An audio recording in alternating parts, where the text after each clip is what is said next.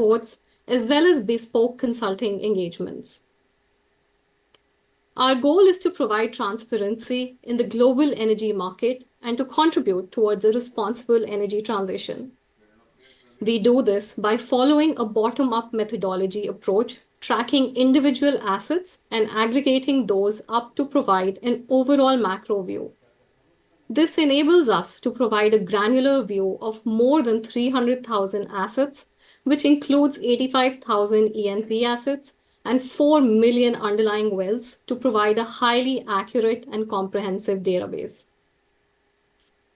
With that, I would like to move back to the topic for today's webinar, and I would like to kick that off by answering this question in the first section of my presentation. Will 2020s be the decade for the deepwater supply segment?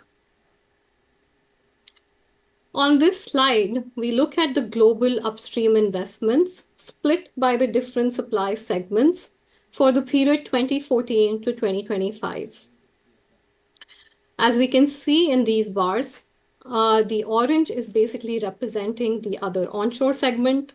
The shale and tight oil is represented by the red bars, and the dark blue and the light blue is represented by the offshore deepwater and offshore shelf segments. Here we can see when we initially had the 2015-16 oil price crash, the global upstream investment saw a dip of 24% in 2015 and a further dip of 25% in 2016.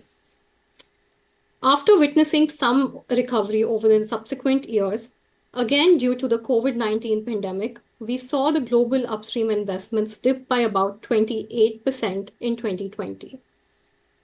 But it has since recovered with the last year investments growing by 16%. The global upstream investments for 2024 are estimated to reach $610 billion. This is almost at the same level as in 2023. For the next year, we expect global investments to grow an additional 1% to about $615 billion. However, the important thing to note here is that the offshore deepwater and the offshore shelf segments are expected to be the main drivers, which are going to drive the global upstream investments out till 2025. Rystad Energy expects that the shale and tight oil investments to decrease by about 4% next year, driven by a combination of lower activity and lower unit prices. Now, if we were to zoom in on the offshore deep water segment, we can clearly see that the green bars here, which represent the South America region, make up for almost 1/3 of the upstream investments currently and are expected to showcase the highest growth in deepwater investments out to 2025 with a CAGR of 17% as compared to the other continents. The overall capital spending is also dependent on the level of sanctioning activity. The total approved conventional greenfield capex rose to around $190 billion in 2019, but fell dramatically to only $70 billion in the subsequent year, hit by the COVID-19 pandemic and the associated collapse in the oil prices. Last year, sanctioned capex grew to a new high of over $200 billion.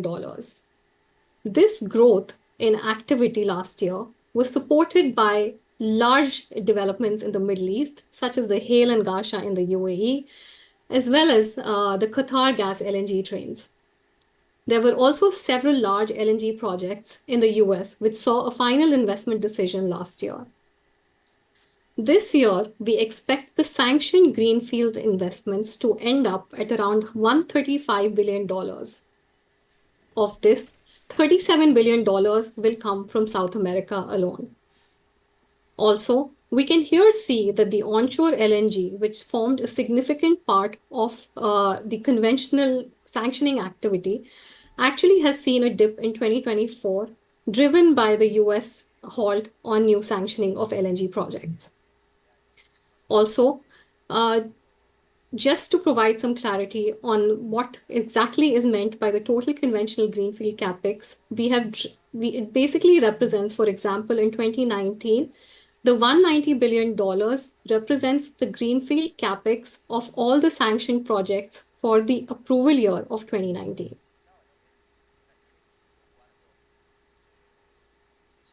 Sanctioning activity remains key to enhancing the future production, and South America is expected to see a strong momentum in FID activity out to 2030. The region leads in cumulative conventional greenfield capex spent on the oil fields between 2020 and 2030, totaling $189 billion. This is majorly attributable to the offshore deepwater segment. While Brazil and Guyana lead the investments, the recently sanctioned $9 billion Gran Mogu project in Suriname will be put on stream by 2028.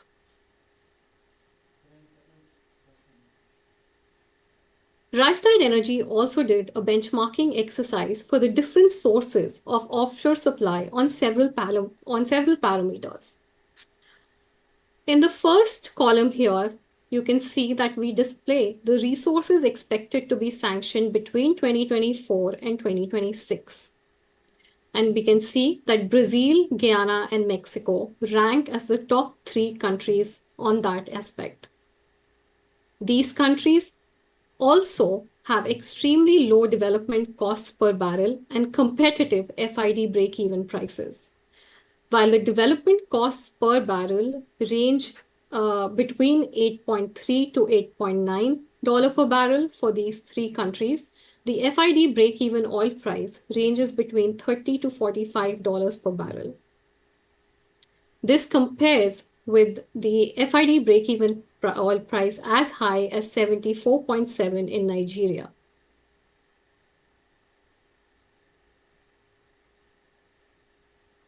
On this slide, we basically look at the global deepwater oil supply split by the different well life cycle categories. So if we can see these producing wells, which are represented by this brown areas, is expected to peak in 2024 and then go into a decline. And hence, it is basically the developments which form these yellow and orange, or the yellow and green areas, which are represented by the underdevelopment in discovery fields, which are going to grow the total supply by 40% out to 2030. On this slide, we look at the year-on-year net additions in the non-OPEC liquid supply by the different supply segment groups. It is important to note that this only includes the non-OPEC liquid supply and excludes any kind of OPEC volumes.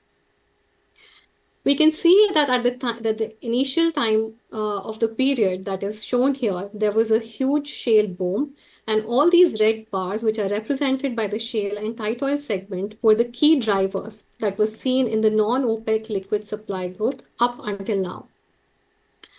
Moving forward in the future years to come, out till 2030, we see that the growth is actually being overtaken by these dark blue bars, which are represented by the offshore deepwater segment.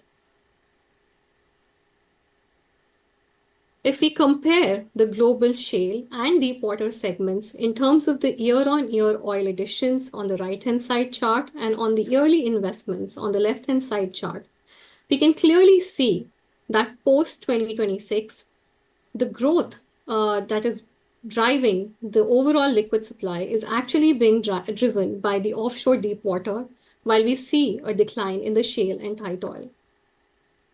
And this is also supported by an associated increase in the total investments. If we were to zoom in on the year-on-year additions in the deepwater liquid supply split on a country level, we can see that these dark green bars represented by Brazil, the light green bars represented by Guyana, and the dark blue bars represented by Norway are the primary drivers and underpin the growth in deepwater sector. And with that, now that we have established that it is indeed going to be the decade for the deepwater supply, I would like to turn to the next section of my presentation, which aims to dive a bit deeper into Latin America as a region for upstream. We begin by looking at some exploration trends for the region and discovered resources. On the left-hand side chart, we look at the discovered resources in the top 5 countries in the region between the period 2019 and 2024. We can clearly see that Guyana has been leading in terms of the total discovered resources. Since 2023, the region has unearthed around 2.9 billion barrels of resources. Of this, the combined discovered hydrocarbon resources in Guyana, Mexico, and Suriname totaled about 2.3 billion barrels. Guyana has consistently led the region in discoveries thanks to the continued success at the Stabroek Block. Since the beginning of 2023, discovered volumes in Guyana have exceeded 1.2 billion barrels.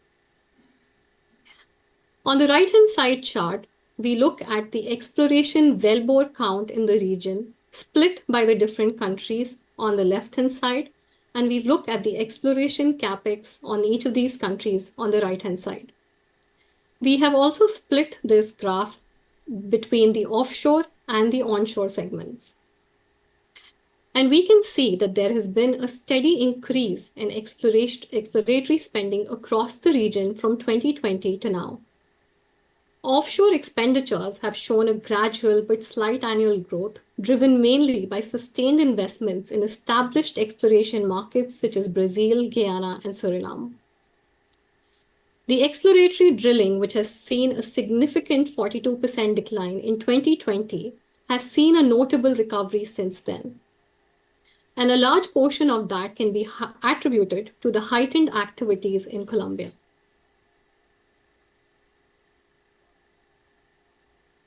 Turning our attention to the region's supply outlook, on the left-hand side chart, we look at the Latin America crude oil and condensate production split by the different supply segments. Again, in the dark blue, we have the deep water. The light blue represents offshore shelf. The red is representing the shale and tight oil, and the green is represented by the other onshore segment. The crude oil and condensate volumes for the region are expected to grow at an average rate of 4% per year through 2030. And this growth is led by the deep water supply, driven by the future startup of recently sanctioned FPSOs on the Búzios and Mero fields in Brazil, and the continued development in the Stabroek Block in Guyana. The shale and tight oil also form a significant share of the future volume growth in the region, given the ramp-up in the Vaca Muerta shale play in Argentina.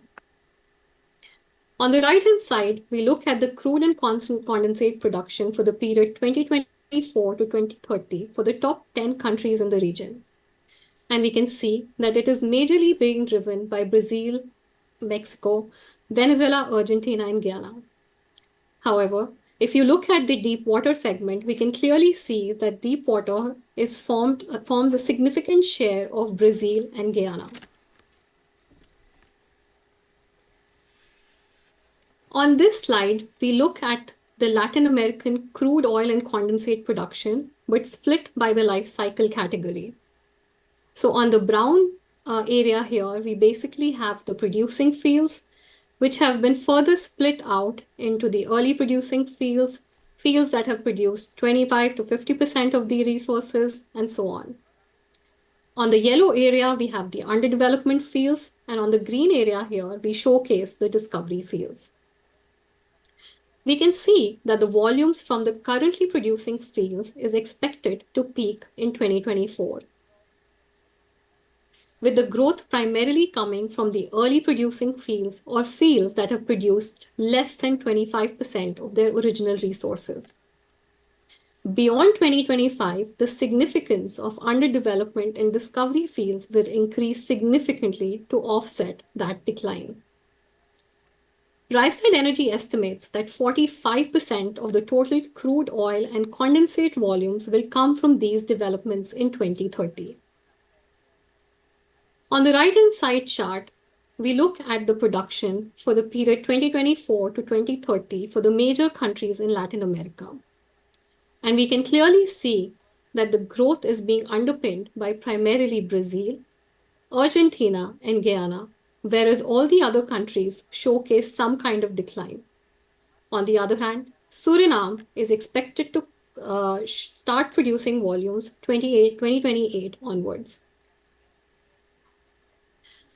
Turning our attention to the upstream investments for the region witnessed a 32% year-on-year increase in 2023. This was primarily driven by the offshore deepwater segment. Brazil and Guyana together contributed to more than 95% of the offshore deepwater growth seen in 2023 on the back of the Búzios development and the Payara and Yellowtail projects. Also, an important thing to note here is the shale and tight oil segment.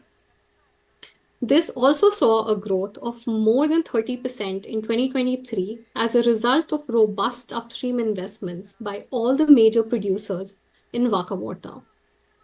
In 2023, Argentina is estimated to have registered a record upstream capital investment of more than $11 billion, with 70% allocated to unconventional resources. Over the next 2 years, we expect to see investments at similar levels as a result of the recently sanctioned projects. Also, on the right-hand side chart here, we look at the investments for the 2024 to 2030 period for the top 10 countries. And we can see Brazil tops in terms of the investments for this period, with more than $162 billion expected to be invested. If we break up the investments in the region and split that by the greenfield, brownfield, and exploration capex, wherein the brownfield is represented in the brown bars, the greenfield is represented in the green, and exploration on the light blue bars. We can see that the bulk of the capex is going to be driven by the development of the greenfield projects. This is due to the robust levels of sanctioning activity seen over the last 2 years, which is also expected to last until 2027. Brazil continues to dominate the region's investment spending, with estimated a capex of more than $162 billion, of which a bulk of which is from greenfield investments led by the Búzios development and the recently sanctioned second development phases of the Sepia and Atapu fields. Lastly, if we were to look at the deepwater supply segment from the lens of the energy transition, these barrels are competitive even in terms of emissions intensity, as well as in terms of the average Brent break-even price for the non-producing fields. If we look at the left-hand side chart here, we showcase the upstream emissions intensity by the different supply segments for 2023.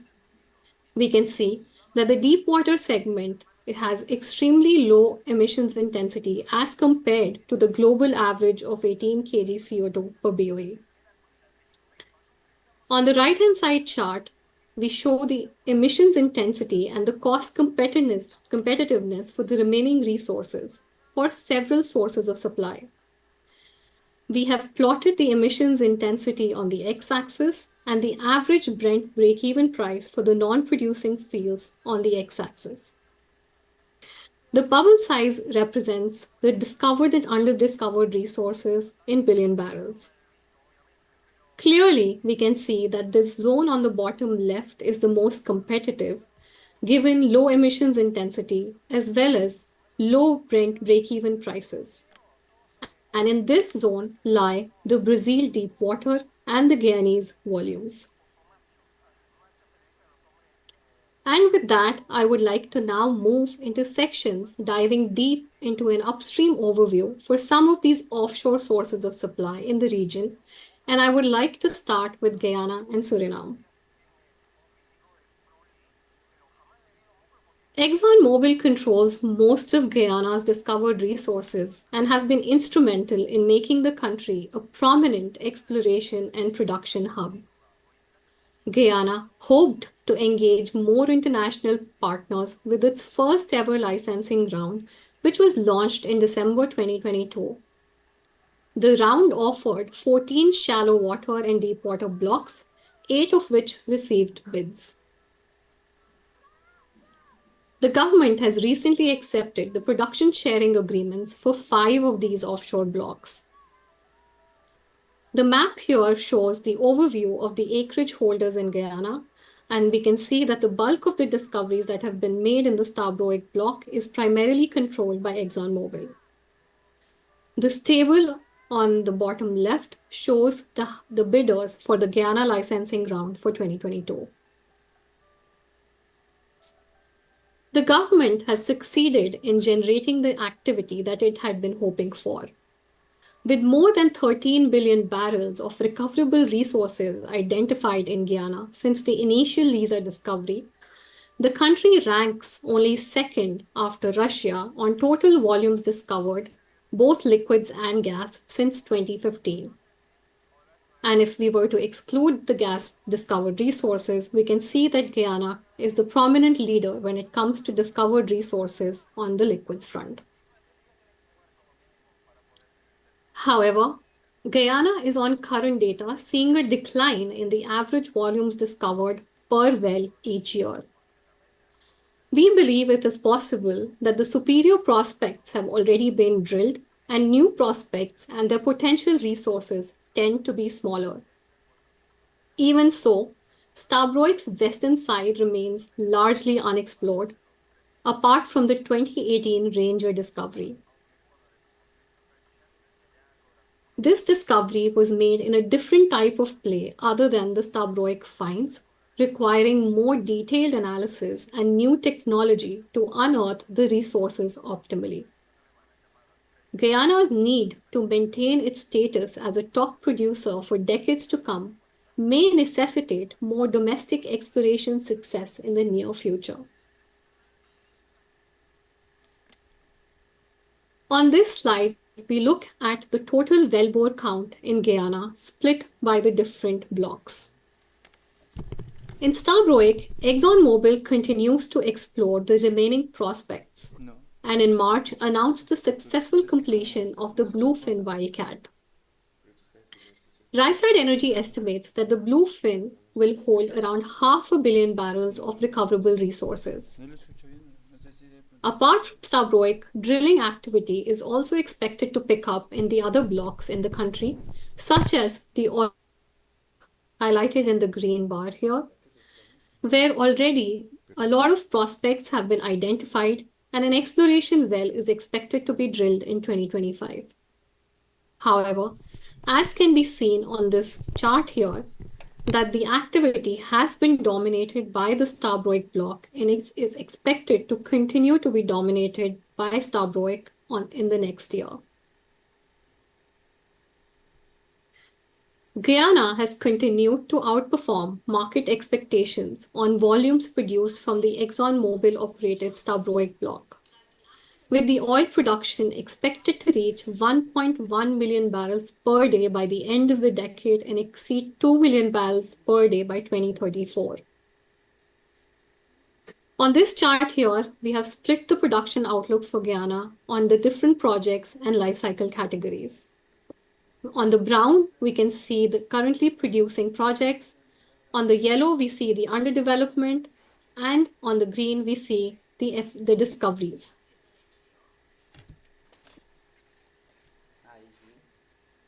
On this chart, we have looked at the top 15 offshore oil producing countries in 2024 and 2035. In 2024, we can see that the Guyana ranking is at the 10th position. However, if we were to look at the same thing in 2035, we can see that the Guyana is poised to become a top 5 offshore oil producing country globally. Now moving to Suriname. While success in Guyana can be attributed in a large part to ExxonMobil, offshore Suriname consists of a mix of majors, INSCs, and independent players. The country's offshore upstream sector is gearing up for growth as anticipation builds around significant developments in Total Energies Block 58 and Petronas's Block 52. following a raft of discoveries in recent years. Suriname's hopes of replicating the offshore success of neighboring Guyana got a considerable lift on 1st October announcement of Total Energy's final investment decision for the Grand Morgu project, earlier known as Sapakara South in Krabdagu in offshore Block 58. The news marks an important milestone in Suriname's journey to its first offshore production and could herald significant changes for Suriname and its state oil company Staatsolie. Suriname, which has historically been drilling shelf wells, with current exploration now focused in the deep water. Suriname's government announced the successful closure of the 2022-23 Demerara bid round launched on 31st May 2023. The round, which was open from November 22 to May 2023, invited interested companies to bid for 6 available blocks in the northeast offshore area of Suriname, known as Demerara. The country has also launched a new bid round for 11 shallow water blocks, offering most of its unlicensed offshore shallow water areas for bidding. Suriname in the last 5 years has made quite a few discoveries, the latest being Fusaya in May 2024. Fusaya holds recoverable resources of nearly 50 million barrels, and once developed with the other remaining resource potential, could help turn the nation into one of the world's leading offshore deepwater producers. The rate of exploration drilling in Suriname is expected to remain slow in comparison to the flurry of activity seen in neighboring Guyana, particularly in the ExxonMobil-operated Stabroek block. Only around 4 exploration wells are expected to be drilled in the next 3 years in Suriname. If we look at this slide, we have basically split the different blocks and showcased the operators for each of these and showcasing the wellbore count, the total discovered resources, and the production outlook for each of those discoveries. The main 3 blocks where we have seen activity has been the Block 58 operated by Total Energies, Block 52 by Petronas, and Block 53 by APA. If we look at the total discovered resources for each of these operators and blocks, we can clearly see that Total Energies leads in the number of wells that have been drilled and the discoveries that have been made in Suriname. Also, we can see the green and the blue areas here, which are represented by the recently sanctioned Grand Morgu project to be kicked off and come on stream in 2028, while we wait for the other discoveries to kick off only post-2030. On this chart here, we look at the production outlook for Suriname split by the different fields. Assuming that the remaining discoveries are approved for development within this decade, Rystad Energy expects Suriname's hydrocarbon production to exceed 650,000 barrels per day by 2035, with crude production peaking at around 350,000 barrels per day and gas production at about 250,000 barrels of oil equivalent per day. Most of the remaining production will be condensates. Although Grand Morgu is Suriname's largest discovery to date, others like Maka Central and Kwaskwasi, which have gross recoverable resources of about 700 million barrels, will be essential in increasing the country's gas condensate production. I would now like to move to Brazil. Moving to Brazil, Brazil's production outlook for the next few years looks promising. Deep water and ultra-deep water projects, mainly from the Santos Basin, are increasing the country's production profile. If we look at the chart here, we show the Brazilian liquid supply production split by the different supply categories. And we can see that in the period between 2000 to 2023, the country witnessed an average growth of 4.5%. This is expected to accelerate to an annual growth rate of 5.4% until the end of the decade. However, after peaking at around this level, we expect that the production will start going into a decline, with around 4.5% decline rate on an average out to 2040. This presents the challenge of reserve replacement to sustain production and stem the decline. One solution is the infrastructure-led exploration, utilizing increasingly spare infrastructure capacity in the mature Campos and Santos basins to commercialize smaller, undeveloped accumulations.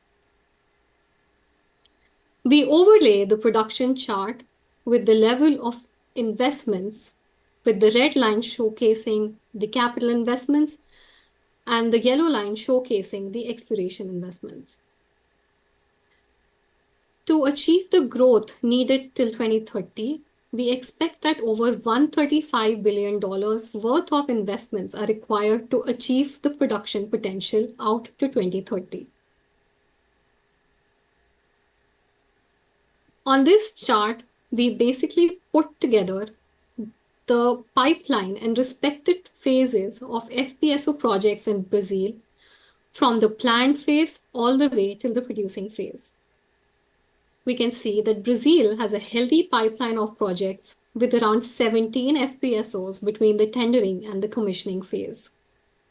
This is going to underpin the expected growth till the end of the decade.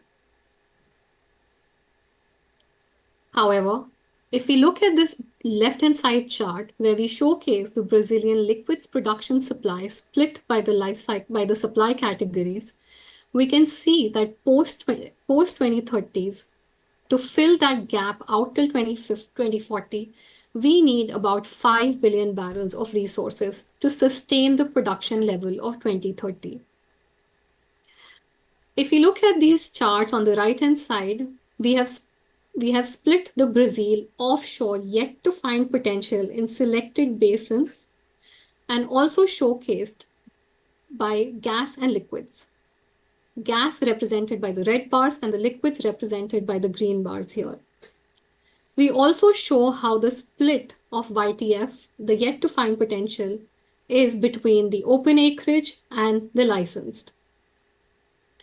So while a lot of yet to find potential exists to fill the gap, only a small percentage of that has been licensed. This showcases the requirement of efforts by the government and the companies to carry out ILX and plan further exploration campaigns. If we were to look at Petrobras, we can see that it is already exploring new opportunities outside Brazil to offset the expected production decline, targeting international markets where it previously held significant portfolios, particularly in Western Africa and South America. This approach reflects Petrobras's commitment to maintaining production growth while also ensuring that it remains competitive on the global stage. On this chart here, we look at the Petrobras's global upstream presence split by the different continents since 2007. While between 2007 to 2009, it did focus on international expansion. However, post-2010, it shifted its focus to pre-salt development. From 2015 all the way till 2022, the company was focused on prioritizing debt management and its pre-salt development. Now, moving into this 23 and 2024, it is currently focused on expansion again in the international markets and in the pre-salt and developing and continuing to develop its pre-salt areas. On this slide here, we look at the Brazil offshore production split by different operators and different companies. On the left-hand side chart here, we look at the share of Brazil production split by the different operators, with Petrobras making up the green area, the orange area made up by the IOCs, and the gray area here is made up by the independents. We can see that assets not operated by Petrobras are poised for significant growth this decade, led by the IOCs. We can see that the share of others, other than Petrobras, in the offshore production in Brazil is expected to increase from 6% in 2020 to 17% in 2030. Similarly, if we were to split the offshore production by the different companies, which also would include the non-operated shares for these respective companies, we can see that the share of others besides Petrobras is expected to increase from 27% in 2020 to 38% in 2030. The final section of my presentation is about offshore Colombia. On this slide, we show the discovered resources and the completed exploration wellbores in Colombia. And we have split that by different supply segments. We can see that Colombia has led the pack of onshore conventional discoveries in Latin America over the past decade. But the Colombian natural gas industry is in for a rocky few years as production from the country's mature fields decline, with no new projects on the horizon in the next 5 years to make up for the shortfall. Deepwater discoveries can add almost 4 TCF of gas reserves, more than doubling the current levels, but they are expected to come online only post 2030, as can be seen on this slide.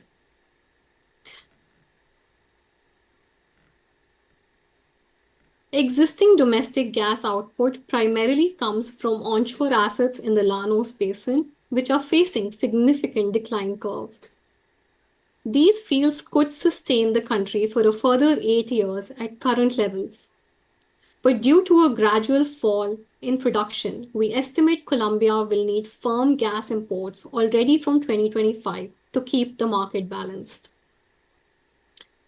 Despite a few onshore gas discoveries, the gas supply is projected to decline by 5% annually from 2024 to 2029, potentially leading to a gas deficit within this decade. The offshore development of new gas assets, including Glaucus, Uchova, now called Sirius, and Orca, is crucial for Colombia's long-term energy security.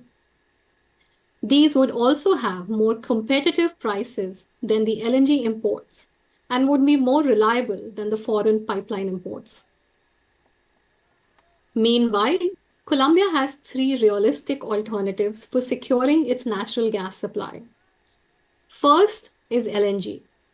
To that end, Colombia has developed LNG regasification capacity. Second is pipeline import alternatives to compensate for lower domestic production. As a third alternative in the medium to long term would be for Colombia to continue with exploration plans within its borders and focus on monetizing existing domestic production and reserves. LNG imports can be a reliable supply source, but at far less competitive price. In summary, the region's outlook looks promising, with Brazil and Guyana expected to lead on the offshore deepwater supply segment, with promising potential from Suriname, along with surging production from Argentina's Vaca Muerta. And with that, I would like to conclude the prepared remarks in my presentation. I once again thank all of you for listening in and to ASIPED for inviting me to present our detailed analysis on this topic. Thank you. Thank you so much, Ms. Bansal, for this insightful presentation and for sharing your valuable knowledge with us.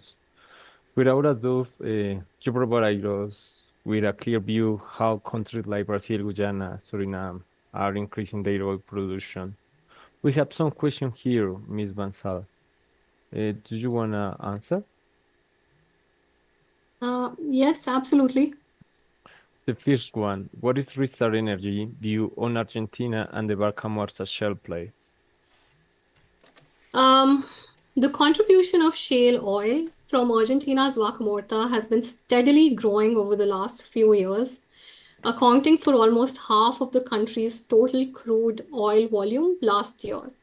This compares to just 4% of the overall volumes back in 2015.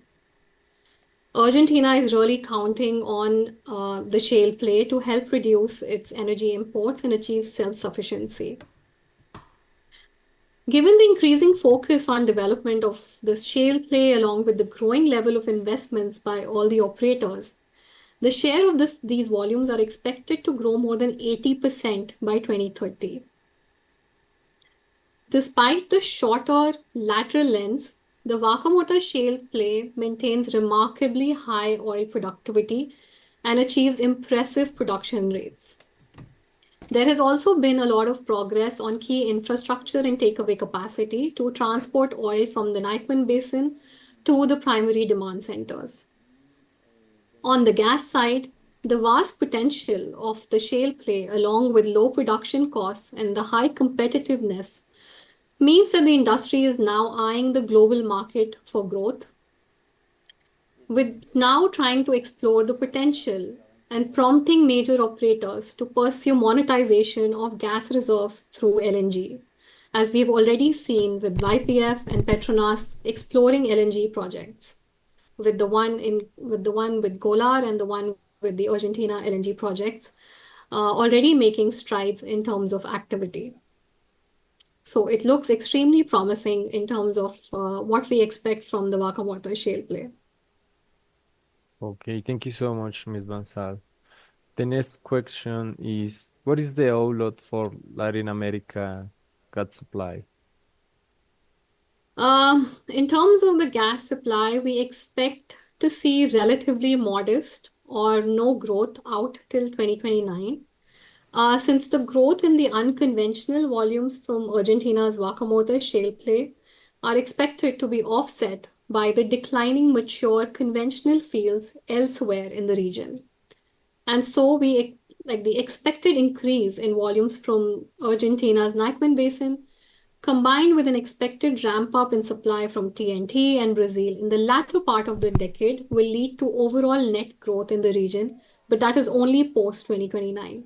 Till then, we expect to see a more or less flattish or relatively modest growth.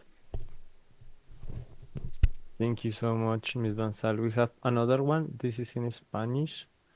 What are the main factors that have driven the increased oil in the production in Guyana? So, in terms of Guyana, we think that a lot of dry wells had been drilled in Guyana prior to the Liza discovery in 2015. And I think ExxonMobil was a key attribute, like a primary reason in terms of why we saw so many discoveries in the region. Also, what was driving or incentivizing ExxonMobil was also an attractive fiscal regime in terms of the cost recovery and the overall fiscal terms that were set by the Guyanese government. And it actually got a return in terms of seeing the activity that it was initially hoping for. So I would say that ExxonMobil has been a key reason for the discoveries seen in the Stabroek block, and they have been of sizable levels, which has incentivized Exxon to continue targeting more resources and more discoveries and more exploration in that area. And of course, the fiscal regime was also extremely lucrative for ExxonMobil to continue to pursue Guyana as a key region. Okay, that's great. So the next question was about the fiscal terms in Guyana. So I think that it's very clear with this answer. Right. It is like there has been much debate about Guyana's fiscal terms being more favorable. And Rystad Energy's estimates suggest that the government receives about 52% of the profit from Stabroek, with the remainder basically going to the international block partners. If you were to compare this with the other offshore oil production in selected countries, the average government take is at about 60%. So although Guyana's existing fiscal terms may appear less competitive from the government perspective and compared to the other offshore oil project, it is still more favorable than countries such as Falkland Islands, Israel, Mozambique, Mauritania, where offshore oil production is still relatively recent or expected to start soon. And this comparison with the latter set is more relevant to Guyana given the similar maturity of the hydrocarbon industry. Also, like I mentioned before, host nations do need to sweeten the deal to attract investments, especially for frontier offshore. And the Guyanese government's policy has been successful, in terms of the discoveries that they have seen over the last several years. And exploration campaigns do necessarily involve a high degree of risk. So failure to make a commercial discovery often leads to significant sunk costs for the operators. However, we have seen that Guyana has already firmed up its credentials as an attractive upstream destination. And so it has now decided to alter its fiscal terms. That will help the country strike a balance between attractive terms and more revenue for the country's development. However, an important thing to note in this case is that the updated fiscal terms will apply only to discoveries outside of Stabroek, which means that significant discoveries will have to be made outside of Stabroek for the government to actually realize the benefit of these updated fiscal terms. Thank you so much, Ms. Bansal. We have a lot of questions. So, le- what are the potential challenges and opportunities for Suriname in energy sector? What do you think about that? In terms of potential challenges, the the timing between discovery to eventual starting up of these discoveries and bringing them online is challenging. We have seen that the Grand Morgu field has seen a relatively quick start from the discovery and is about to be kicked off in 2028. But most of the discoveries we see are estimated to start only in the latter half of the decade, which does pose a challenge for Suriname.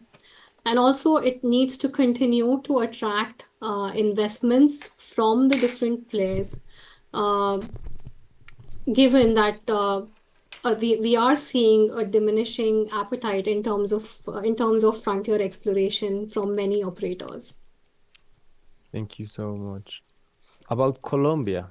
So, do you believe Colombia has the potential to increase the oil production? Like we saw in one of the charts on offshore Colombia, we have seen that the oil production is also facing a decline.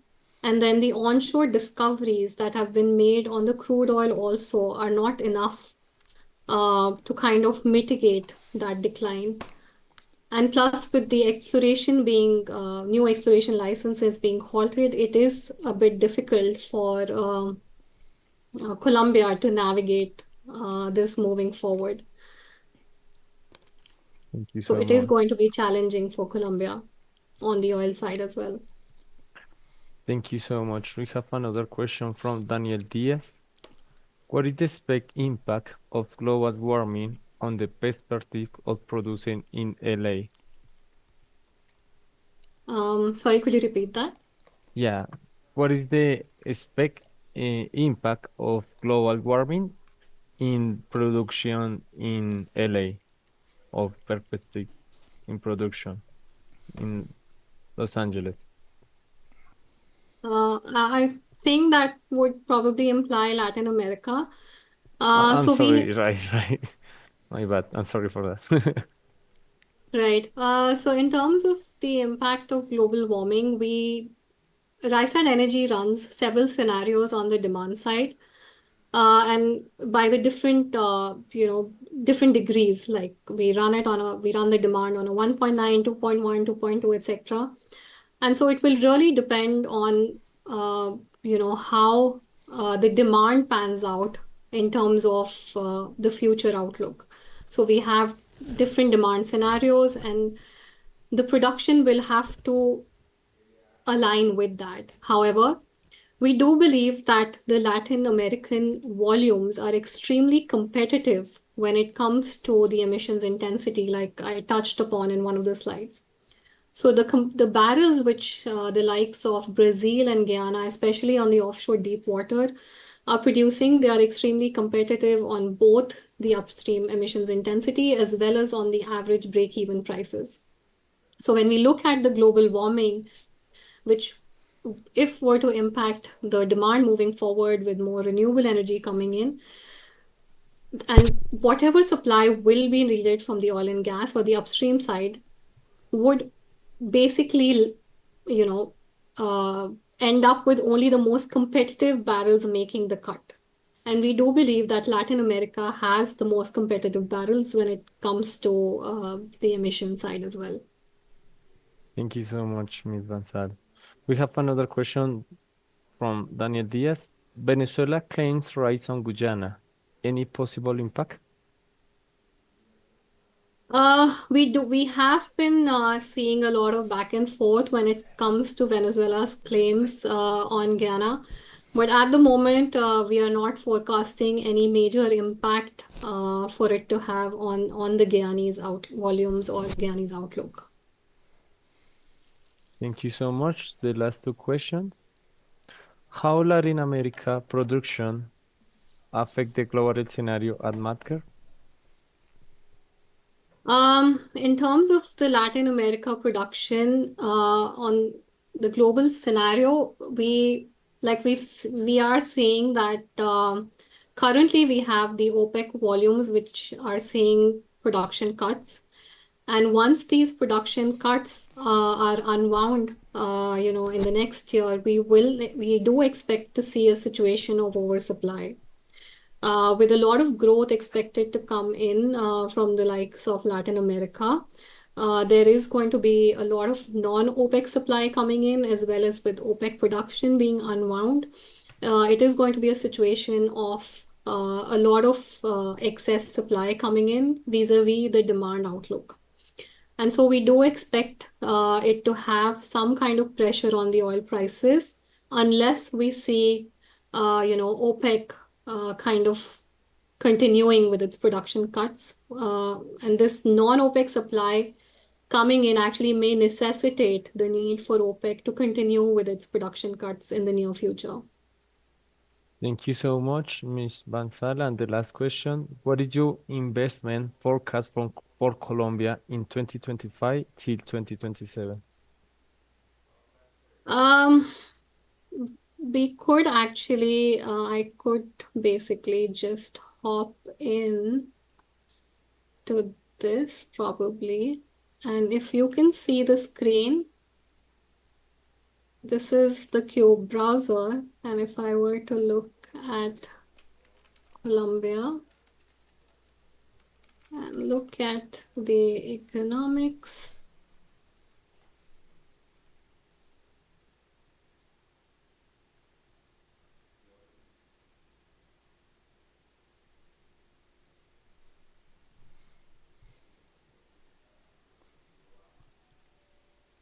so I've selected the country as Colombia and looking at the capex, and we can see here is what we expect. And this is split by the different oil and gas categories. But we can see that it is ranging, you can see it in the table, at around $3 billion and almost maintains that kind of a level, but it is down from what we've seen in 2023 and 2024. Thank you so much. That is going to be all. Thank you so much, Ms. Radica, for this insightful and excellent presentation, for your time and your knowledge. Thank you. Thank you so much. Thank you so much for having me and for listening in. And thank you so much for everything, all the people who are connected in this moment. We are going to finish. Thank Ms. Daniel, Mr. Daniel Diaz say thank you, Radica. I'm going to switch to Spanish. Muchas gracias a todos los que se conectaron. Muchas gracias por esta excelente presentación, Miss Radica. Recuerden que esta presentación también la pueden encontrar en el sitio web de ACIPET, en el sitio de YouTube. Thank you so much, Miss Radica, for everything. Have a Thank great you. day. You too. Thanks. Finaliza.